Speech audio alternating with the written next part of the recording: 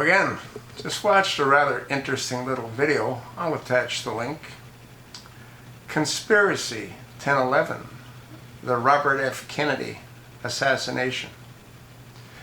This has been up since 2012. It's had 180,808 views. Should have had a hell of a lot more. And if you watch some of my videos, I had said that that wasn't just done by Sirhan, if it was done by him at all. I think Sirhan was a patsy. They probably had him drugged up. He didn't even know what he was doing. The problem is that more bullets were fired than his gun contained. And if I'm not mistaken, Robert Kennedy, was shot both in the front and in the back. How would that be possible? A lot of evidence that they had gathered was never reevaluated.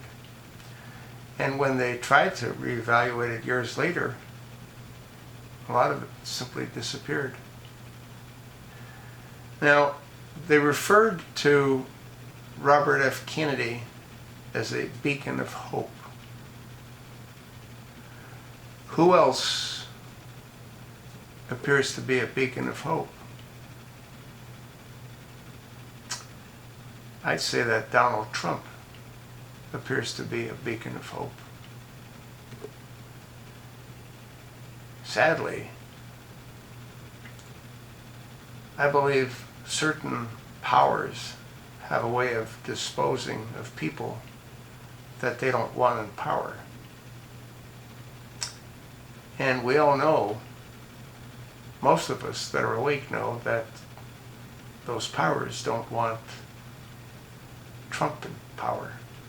Remember those 55 or 57 private jets that all convened in an island to discuss what to do with Donald?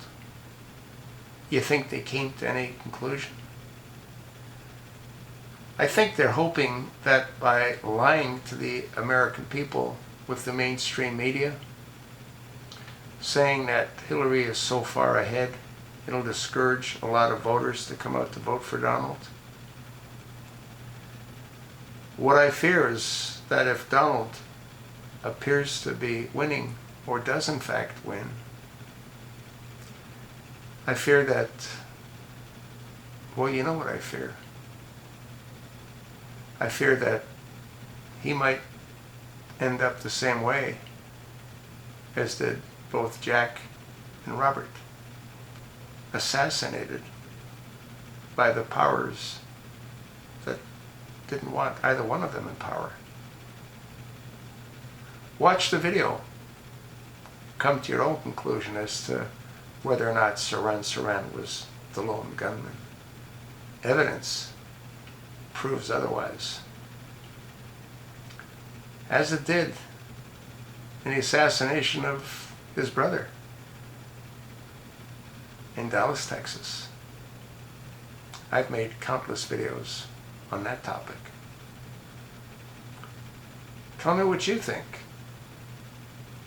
You know what I think, don't you?